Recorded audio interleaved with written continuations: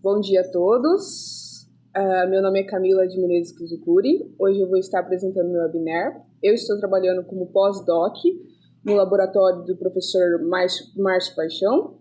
E meu webinar é intitulado A Utilização de Enzimas Imobilizadas na Química de Fluxo Contínuo. Então, a ideia básica do meu webinar é mostrar de modo simplificado como utilizar enzimas imobilizadas na química de fluxo contínuo para diversos fins. Essa apresentação ela está estruturada da seguinte maneira: ela contém uma introdução, onde nela eu vou falar de enzimas, suas principais características e seu uso como catalisador, do porquê usar enzimas como catalisadores ou biocatalisadores. Também vou falar um pouco sobre a química de fluxo contínuo e falarei sobre métodos de imobilização de enzima, os principais métodos utilizados para a imobilização de enzima, seu uso em química de fluxo contínuo,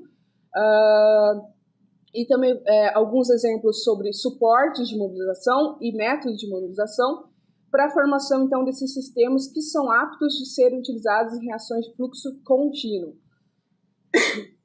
Depois, eu vou mostrar para vocês algumas aplicações. Dentre essas aplicações, eu irei mostrar aplicações biológicas e aplicações sintéticas. Mostrarei algumas literaturas relevantes ao assunto.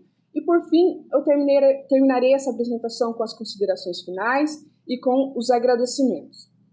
Então, para começar, eu vou começar falando um pouco então, sobre o que são enzimas. Enzimas são biocatalisadores, catalisadores proteicos, e eles são responsáveis pelas reações que ocorrem nos organismos vivos. Os biocatalisadores já são utilizados como catalisadores para acelerar reações orgânicas e, na verdade, eles são utilizados desde a antiguidade para esse fim, como, por exemplo, para a utilização na produção de produtos alimentícios, como pães, cervejas e vinhos, através de processos de fermentação. Hoje em dia, os biocatalisadores, como enzimas, também são utilizados na fabricação de produtos alimentícios, também são empregados como na síntese de materiais de limpeza, mas são largamente empregados na produção de intermediário de fármacos, como catalisadores em reações sintéticas comuns. Os biocatalisadores eles são bastante empregados, como eu já disse anteriormente, principalmente como catalisadores em reações comuns, devido a suas excelentes características. Então, algumas dessas características nós podemos citar uma alta taxa do ciclo catalítico, promiscuidade catalítica e seletividade. Quando nós falamos em alta taxa do ciclo catalítico, nós queremos dizer que uma enzima ela é capaz de participar várias vezes como catalisador no mesmo ciclo catalítico por um determinado espaço de tempo. Quando nós falamos em promiscuidade catalítica, nós queremos dizer que uma enzima é capaz de atuar como catalisador em diversas reações orgânicas e elas são altamente seletivas. Então, as enzimas são capazes de promover a diferenciação de enantiofase, a diferenciação enantiotópica e diferenciação enantiomérica. E essas características de seletividade fazem com que a maioria das reações que elas catalisam apresentem químio, régio e enantioseletividade. Então, todas essas características citadas aqui fazem das enzimas, então, excelentes catalisadores para serem empregados em processos sintéticos como catalisadores orgânicos para a solução de diversos problemas enfrentados para a química sintética. Existem diversas enzimas que são capazes de promover a catálise de diversas reações orgânicas. Como exemplo, eu trouxe esse slide, onde eu mostro alguns exemplos de enzimas que podem ser utilizadas para transformação para diversas reações, para a formação principalmente de produtos quirais, produtos seletivos. Então, como exemplo, nós temos que as lipases elas podem atuar como catalisadores para resolução cinética de ésteres, de álcools secundários e de aminas secundárias. Nós também temos que as A nitrilase pode atuar na oxidação seletiva de nitrilas. As transaminases podem ser utilizadas para transaminação de cetonas e formação de aminoácidos. E monoxigenases podem ser utilizados para reações como catalisadores para reações de Baeyer-Villiger. E reduções seletivas de cetonas podem ser feitas utilizando desidrogenase, além desses vários outros exemplos já citados nesse slide. Como nós já falamos um pouco sobre enzima, agora eu vou falar um pouco sobre a química de fluxo contínuo.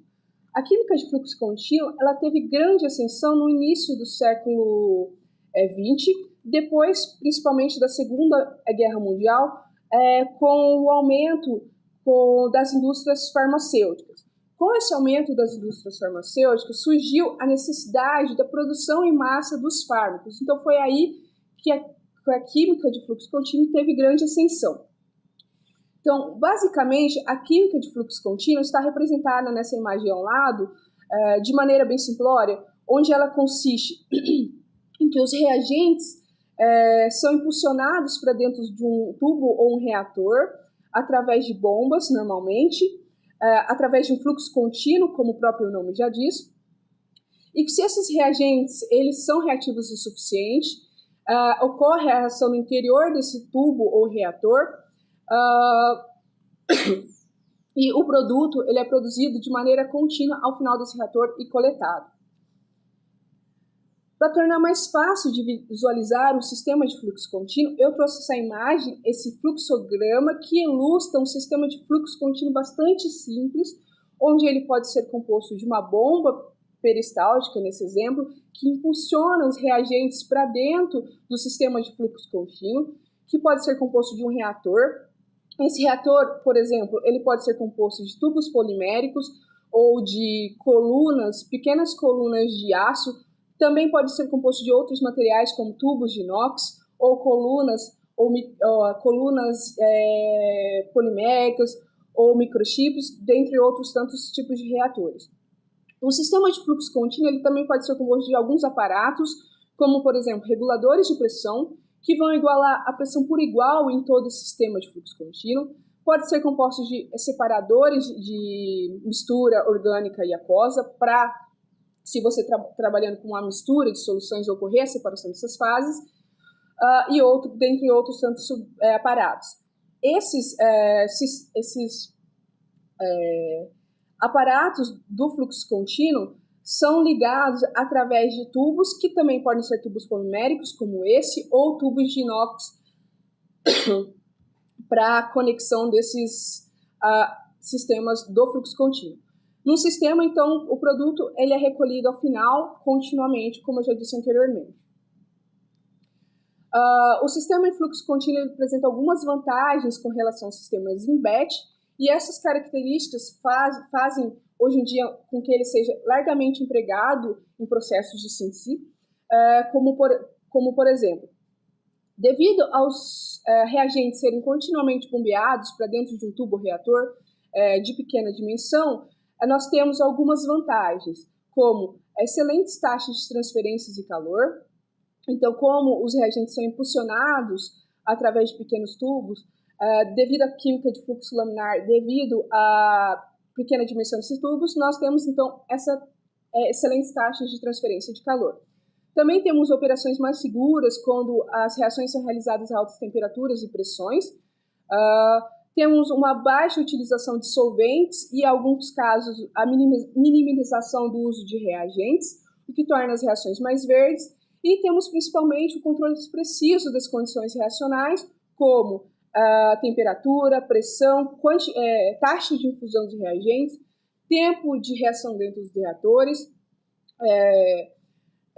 quantidade, concentração dos reagentes, o que torna essas reações altamente reprodutivas. Como nós falamos das vantagens do que são as enzimas, e nós falamos também do que é uma química de fluxo e das vantagens, agora nós vamos falar então um pouco sobre por que utilizar enzimas imobilizadas em reações de fluxo contínuo. Então, quando você utiliza enzimas imobilizadas em reações de fluxo contínuo, você também tem algumas vantagens quando você utiliza esses biocatalisadores imobilizados em sistemas em batch. Como podemos ter uma maior produtividade e reprodutividade dessas reações catalisadas por biocatalisadores, temos um maior controle dessa reação e reações ambientalmente sustentáveis.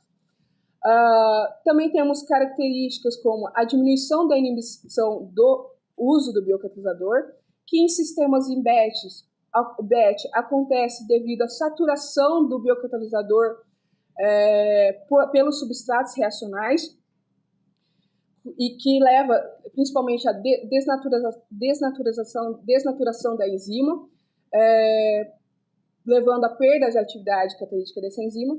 Também temos o aumento da estabilidade do biocatalisador. Isso pode acontecer principalmente devido a dois fatos, que é devido ao processo de imobilização, que torna a enzima mais rígida, com uma conformação mais rígida e mais estável, mas também devido ao fator que se refere também à inibição do catalisador devido à saturação pelos substratos. E a grande vantagem da utilização de enzimas imobilizadas em sistemas de fluxo contínuo é o reuso contínuo do biocatalisador que está confinado dentro do reator. Como exemplo, eu trouxe essa imagem ao lado que ilustra o conceito de um reator em fluxo contínuo que contém um catalisador ou um biocatalisador imobilizado. Nesse caso, essa imagem, o A representa os reagentes que são impulsionados para dentro do reator, C representa o catalisador imobilizado, que nesse caso é a enzima, e B representa então os produtos que são produzidos ao final desse reator de fluxo contínuo. Então, nesse caso, o biocatalisador é reaproveitado continuamente, podendo ser reutilizado por um longo tempo reacional e várias vezes. Como nós estamos falando de imobilização de enzimas para seu uso em reações de fluxo contínuo, eu vou falar então agora para vocês dos principais métodos de imobilização e, nesse caso, os principais métodos utilizados para o uso de biocatalisadores em química de fluxo contínuo. As enzimas, elas podem, então, ser, dentre os principais métodos de imobilização de enzimas para seu uso em química de fluxo contínuo, nós temos a imobilização por adsorção, onde as enzimas são imobilizadas ao suporte ou matriz através de interações consideradas fracas, como forças de Van der Waals, interações iônicas, ligações de hidrogênio, por exemplo. Nós temos a imobilização covalente, que é um processo de imobilização mais utilizado para a formação de sistemas biocatalíticos para uso em fluxo contínuo. Nesse caso, as enzimas são imobilizadas no suporte ou matriz através de ligações iônicas entre grupos presentes na superfície da enzima e grupos presentes na superfície do suporte. Nós temos a imobilização por cross-linker, onde as enzimas são imobilizadas entre si, formando uma rede de enzima. Nesse caso, o linker mais utilizado para esse tipo de imobilização é o glutaraldeído. E nós temos a imobilização por aprisionamento, onde as enzimas elas são imobilizadas em cápsulas ou géis semipermeáveis para seu uso. Aqui, nesse slide, eu trouxe então para vocês alguns exemplos de suportes de enzimas já utilizados para a formação de sistemas que já foram então empregados na química de fluxo contínuo. Então, nesse caso, as enzimas elas já foram imobilizadas, por exemplo, em glutaraldeído, em quitosano, em nanofills metálicos e dióxidos, como também em nanopartículas, não é citado aqui, mas elas também já foram imobilizadas em nanopartículas metálicas, foram imobilizadas em sílicas, em géis semipermeáveis, em resinas e agarosas. Existem diferentes métodos, jeitos de se mobilizar a enzima e adicioná-la ou prender essa enzima em um reator de fluxo contínuo.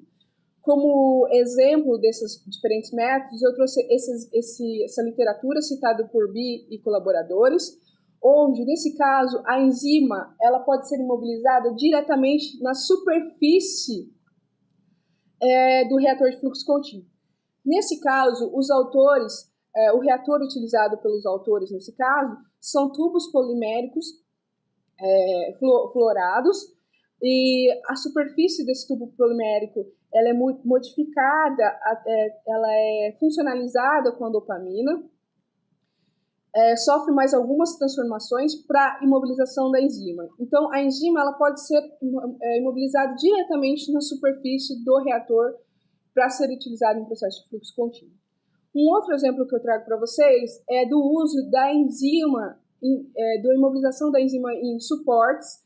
Nesse exemplo, desenvolvido por Gong e colaboradores, as enzimas foram imobilizadas em partículas de sílica através de processos de adsorção e confinadas dentro de um microchip de fluxo contínuo e utilizado, então, em reações que envolvem processo de fluxo contínuo.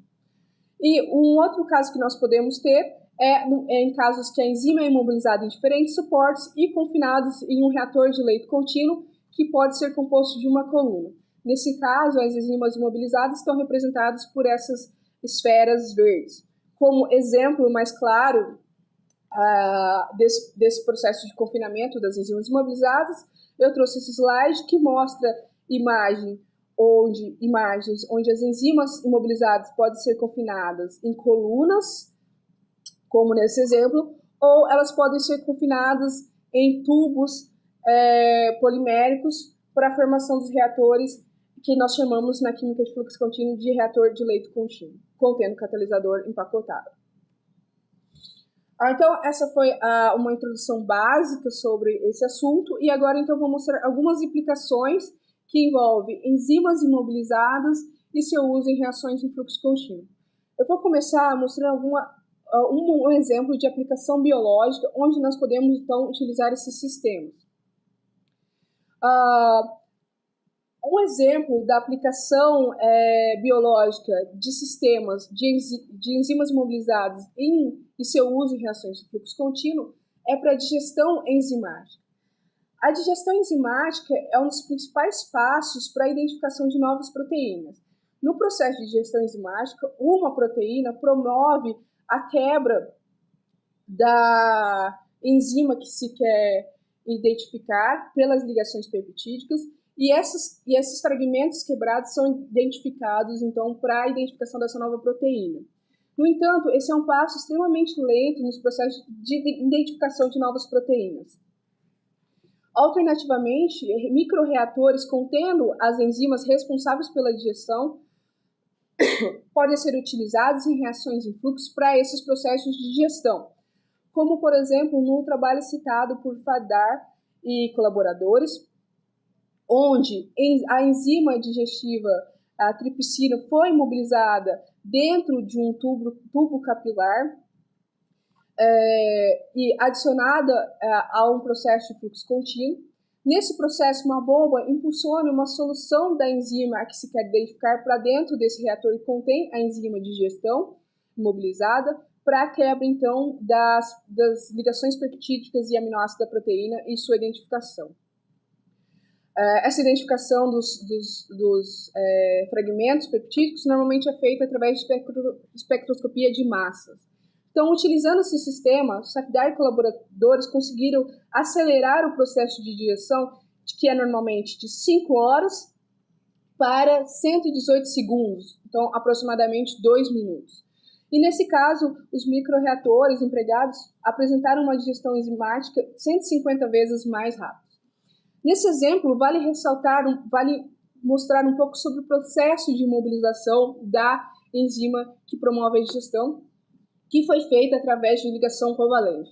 Então, nesse exemplo, os tubos capilares de ortosilicatos são funcionalizados com grupos de óleo na sua superfície. Depois, nanopartículas de ouro são adicionadas à superfície, são imobilizadas à superfície desse tubo capilar, que é também funcionalizado para ocorrer o processo de imobilização, então, nesse caso, da tripsina. São usadas nanopartículas de ouro nesse processo para maior durabilidade do sistema contendo as enzimas imobilizadas.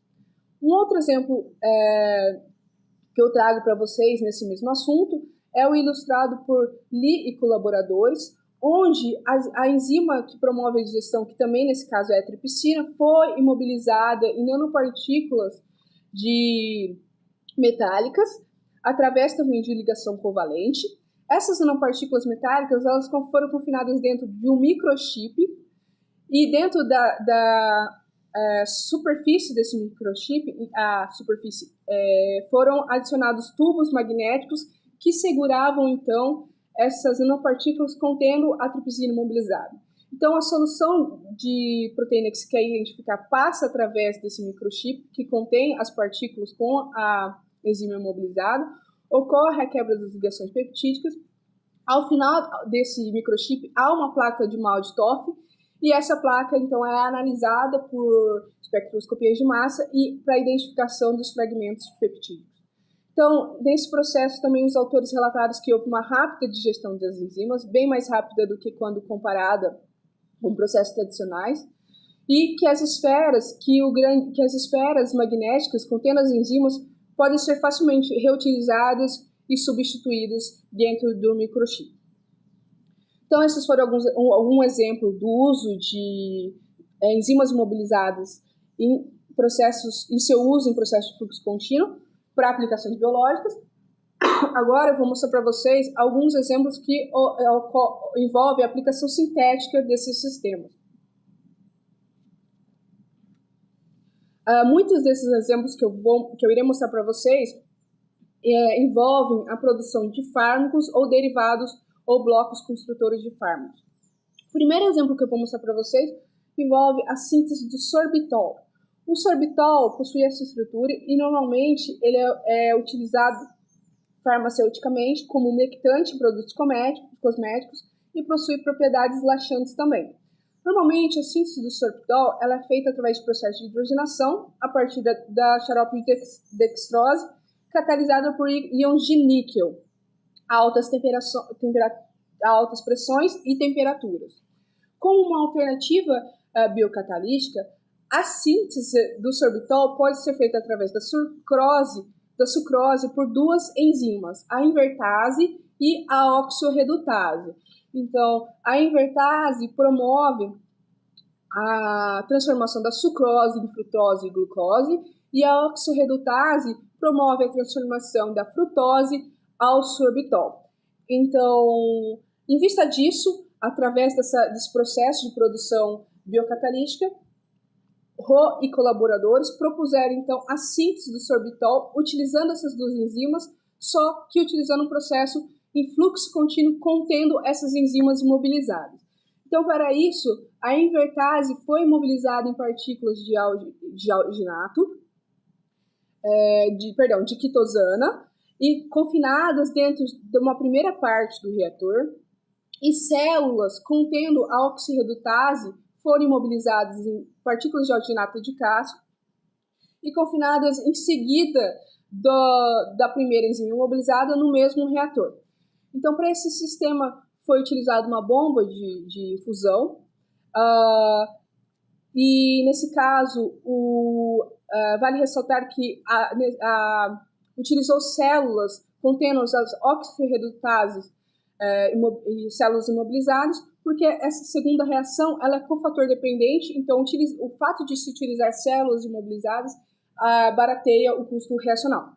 Então, para essa reação, a sucrose é impulsionada para dentro desse reator, com uma taxa de infusão de 20 ml por minuto, através de uma solução de pH controlado, através de tampão, para melhor funcionamento ótimo dessas enzimas.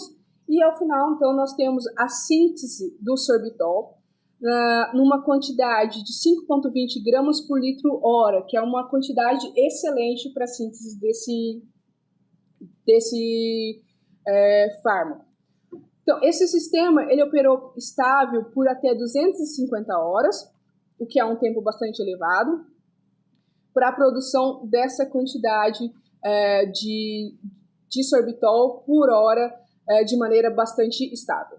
Um outro exemplo que eu trago para vocês é o da síntese de aminas quirais. As aminas quirais, elas são bastante utilizadas como blocos construtores de fármacos e normalmente através da biocatálise, a síntese dessas aminas quirais pode ser feita através da aminação assimétrica de cetonas, catalisada pela ômega transaminases. Então, nesse exemplo citado por Andrade e colaboradores, a alfa-transaminase foi imobilizada em partículas de metacrilato, juntamente com essa partícula, além da enzima, foi também imobilizado o cofator dessa reação, já que ela é cofator dependente. Vale ressaltar para a formação desse sistema, então, contendo a enzima imobilizada juntamente com o cofator dessa reação já. Vale ressaltar que essas reações foram realizadas de transaminação simétrica em solvente orgânico, principalmente porque o cofator não é solúvel em solvente orgânico, o que evitaria o seu lixiviamento. Então, esse sistema ele foi confinado dentro de um reator de leito contínuo, que foi mantido a uma temperatura de 50 graus. O solvente orgânico utilizado nessa reação foi o tecmetilbutyréter, e o tempo de residência dos substratos dentro do reator foi de 30 minutos. Nesse sistema, nós também temos a utilização de um regulador de pressão e seguido de uma coluna de sílica gel, que já promove, então, a separação dos produtos desejados da sobra dos reagentes. Então, por essa síntese, são impulsionados por duas bombas, nesse caso, a amina secundária e as cetonas. Vale ressaltar que foram utilizadas 5 diferentes cetonas para essa reação, onde foram alcançadas conversões de 64% a 94% e acessos enantioméricos para o produto desejado maior que 99%. E, nesse caso, esse sistema ele pode ser utilizado por até 10 dias com a produção constante do produto desejado, sem uma grande variação e perda de atividade. Um outro exemplo que eu trago para vocês é o da síntese de álcools secundários quirais. Os álcools secundários quirais também são bastante utilizados como blocos construtores para produção de produtos farmacêuticos. Biocataliticamente, a síntese desses álcools quirais pode ser feita utilizando a álcool deshidrogenase através de uma redução seletiva de cetonas. Nesse sistema, então, o exemplo que eu trago para vocês é o citado por Tang e colaboradores, onde a álcool desidrogenase foi imobilizada em resina, que nesse caso eles utilizaram a resina de Haloink, que é uma resina comercial, e essa imobilização foi feita através de ligação covalente para uma formação de uma ligação extra. Esse sistema, contendo a enzima imobilizada, foi confinado então no reator de leito contínuo, e essa reação ela se procedeu da seguinte maneira. Então, as cetonas que seriam reduzidas assimetricamente foram impulsionadas utilizando uma única bomba para dentro do reator, do sistema, com uma taxa de fusão de 30 microlitros por minuto, o que dá um tempo de residência de reação de 19 minutos. Seguido desse sistema, nós temos, então, um espectrômetro de UV-Vis, que identifica a formação do produto desejado. Então, utilizando esse sistema, foi possível conseguir a transformação, a oxidação seletiva de 14 diferentes cetonas em 19 minutos, com conversões entre 24% e 99% de rendimento e excessos enantioméricos maiores que 99%. Esse sistema ele se mostrou bastante rápido e durável para oxidação seletivas de cetona. Um dos últimos exemplos que eu vou mostrar para vocês envolve, então, agora o uso da Novozyme 435 em reações de fluxo contínuo.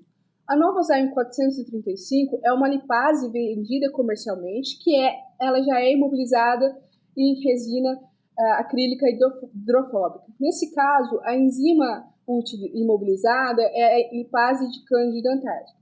Então, a Novozyme ela é extremamente utilizada como biocatalisador em diversas reações orgânicas, porque ela possui excelentes características, como alta estabilidade, alta taxa de reciclabilidade, opera em uma ampla faixa de temperatura, pode ser utilizado em uma ampla gama de solventes orgânicos e possui uma alta taxa do ciclo catalítico e promiscuidade. Então, em vista disso, ela está sendo bastante utilizada em processos de fluxo contínuo. Aqui ao lado nós temos uma imagem da nova Zyme 435. Para ela ser utilizada em reações de fluxo contínuo, ela precisa então ser confinada, aprisionada dentro de um reator. Então, eu trago para vocês agora 2 exemplos utilizando a nova Zyme em sistemas de fluxo contínuo. O primeiro exemplo que eu trago para vocês é para a síntese de ésteres, utilizando a nova Zyme 435. Nesse caso, a síntese desses ésteres ocorre na presença de um ácido carboxílico e de um álcool. Esses são, então, impulsionados para um reator que contém a nova Zyme 435 confinado. Esse exemplo foi citado por Woodcock e colaboradores, no qual eles fazem essa reação à temperatura ambiente com um tempo de residência de 10 minutos, e esses substratos são impulsionados com apenas uma bomba com uma taxa de infusão de 1 microlitro por minuto, o que leva à formação de diferentes ésteres com conversões superiores a 99%. Nesse caso, esse sistema ele pode ser utilizado por até 7,5 horas, com uma conversão constante dos produtos desejados de 97%, e demonstrou uma ótima estabilidade e vida útil do reator. E também, nesse caso, as reações realizadas em fluxo foram mais rápidas do que as reações em batch, utilizando o mesmo biocatalisador, quando comparado, é claro, a sistemas em batch. E o último exemplo que eu trago para vocês, que envolve a nova Zyme 435, é quando elas foram utilizadas em sistemas de fluxo contínuo, confinados em reator, para a oxidação de alcenos e formação de epóxitos. Nesse caso, diferentes alcenos foram utilizados e foi utilizado como doador de oxigênio o perácido, o ácido peracético, que possui um custo relativamente baixo. Nesse caso, então, o alceno e o ácido peracético são impulsionados para dentro desse reator também por uma única bomba, num fluxo que variou, dependendo do substrato, de 5 a 50 microlitros por minuto. E a temperatura desse reator também variou de 27 a 70 graus, dependendo do substrato utilizado. Utilizou-se um regulador de pressão de 100 psi para igualar a pressão durante todo o sistema. E para obtenção, então, de 5 diferentes epóxitos com conversões que variaram de 97% a 99%. Então, nesse caso, nós temos a produção rápida, segura e com alta conversão de diferentes epóxitos. Então, esses foram alguns exemplos de aplicações envolvendo enzimas mobilizadas para síntese de fluxo contínuo, onde nós vimos algumas vantagens do uso desses sistemas. Agora eu vou mostrar para vocês, então, algumas literaturas relevantes ao assunto. Para começar, eu gostaria de mostrar algumas literaturas que mostram, então, processos de imobilização enzimática. Essas literaturas, vocês vão encontrar técnicas de imobilização, diferentes suportes utilizados para a imobilização de enzimas e do porquê e como se fazer esse processo de imobilização. Um outro tipo de literatura que eu trago também para vocês envolve a montagem de sistemas em fluxo contínuo. Nessas literaturas vão encontrar técnicas de como se montar um sistema de fluxo contínuo, do porquê se montar um sistema de fluxo contínuo e se você tem uma reação, se essa reação vale a pena ela ser montada em um sistema de fluxo contínuo.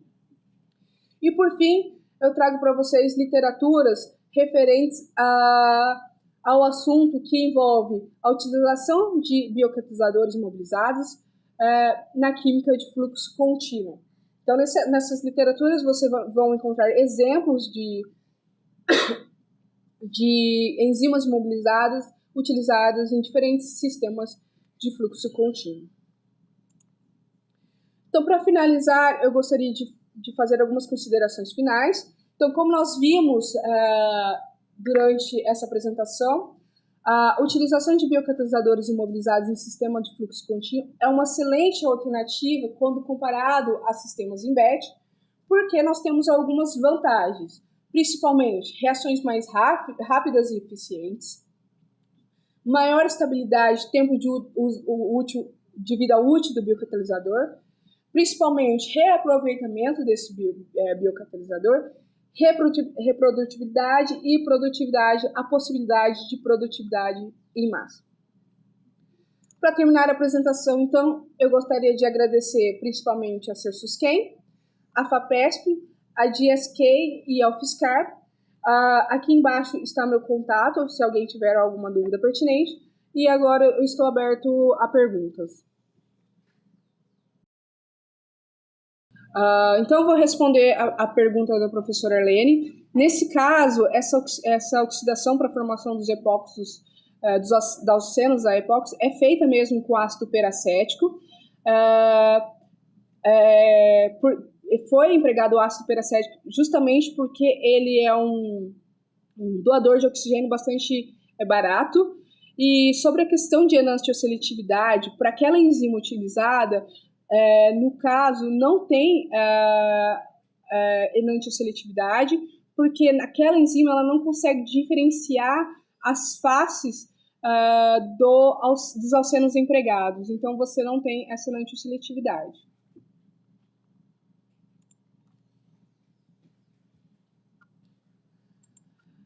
Respondendo a pergunta do Everton, ele perguntou os tipos de suporte, qual tipo de suporte seria melhor para imobilizar enzimas em reações de fluxo. Isso vai depender muito do tipo de reação que você vai estar realizando.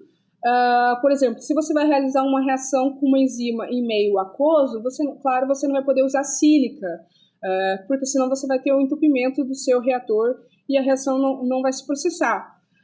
Se você está usando resinas que entumecem reagentes orgânicos, isso também vai se tornar o seu processo de fluxo dificultoso. Então, isso vai depender muito do tipo de reação que você está realizando, do meio reacional.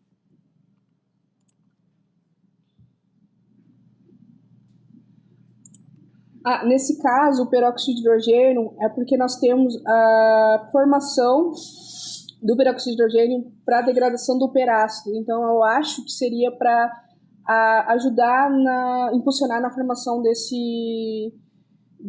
da doação desse oxigênio e formação do epóxido.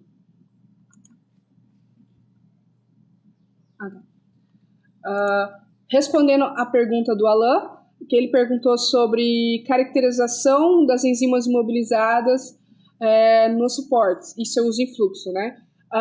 Os métodos de caracterização mais utilizados são quantidade de imobilização de enzimas, que pode ser feita através de curva de calibração, com uma proteína com uma enzima que pode ser a BSA, por exemplo. Então, você faz uma curva de calibração e vê quanto de enzima foi imobilizada, e também através de imagens de microscopia para evidenciar a mudança da superfície desse suporte. Então, muito obrigada, gente. Eu gostaria de finalizar. Mais dúvidas, alguém pode entrar em contato comigo. E muito obrigada e uma ótima semana.